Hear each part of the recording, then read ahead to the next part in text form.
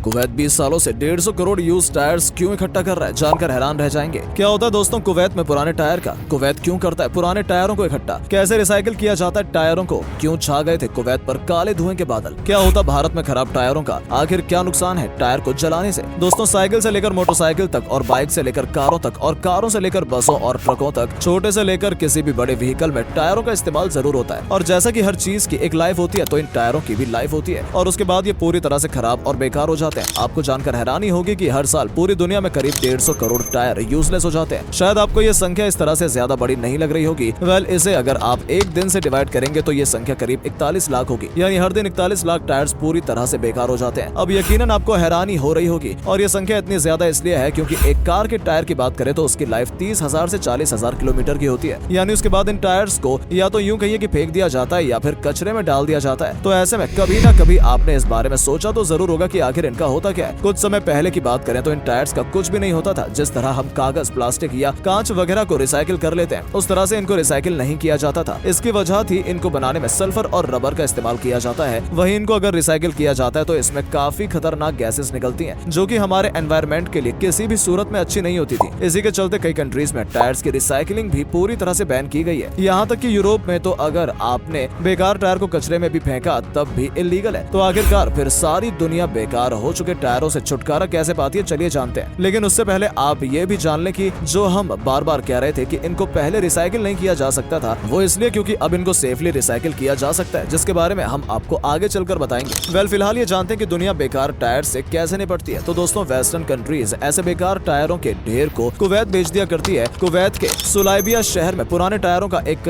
Dump yard है जहाँ पर वेस्टर्न कंट्रीज से भेजे गए टायर्स को रखा जाता है। इस 1000 स्क्वायर मीटर में बने इस डंप यार्ड में पिछले तकरीबन 20 साल से टायरों को लाकर इकट्ठा किया जाता रहा है। इसका साइज दोस्तों इतना बड़ा है कि आप इसे स्पेस से भी देख सकते हैं। इस डंप यार्ड में टायरों को 50-50 फीट के गड्ढों में रखा जाता है। अब आपको ये बात भी हैरान कर रही होगी कि आखिर कुवैत जैसा अमीर देश भला टायर्स का क्या करता होगा। तो दोस्तों बता दें कि शुरू में तो इस बारे में किसी को भी कुछ ज्यादा पता नहीं था। उस समय तक कुवैत भी बस 1000 किलो टायर के लिए 1 दिनार चुकाकर इसको खरीदता था। लेकिन फिर कुछ ऐसा हुआ कि कुवैत को आखिरकार इनको निपटाने के लिए तरीका सोचना ही पड़ा। दरअसल हुआ यूं कि जब इन टायर्स की संख्या बहुत ज्यादा बढ़ गई तब साल 2012 से 2020 के बीच कई बार इन टायर्स के ढेर में आग लग गई। अगर आपने कहीं आसपास किसी टायर या रबड़ के जलने का नजारा अगर देखा हो तो आपको ज्यादा बेहतर समझ आ सकता है कि इतने सारे टायर्स में आग लगने पर कितनी भयंकर आग लगती होगी। और जैसा कि हम बता चुके हैं कि टायर्स में सल्फर और कार्बन होता है, जिस वजह से यहाँ पर जब भी आग लगती थी तो चारों तरफ धुएं के काले बादल छा जाया करते थे। साथ ही बहुत ही जहरीली गैसें भी निकलती थी जिसकी वजह से वहाँ के आसपास के कई शहरों में लोगों को दिक्कत हो रही थी। बता दें कि साल 2019 के दौरान जब यहाँ आग लगी थी उस समय करीब 70 लाख टायर रखे हुए थे।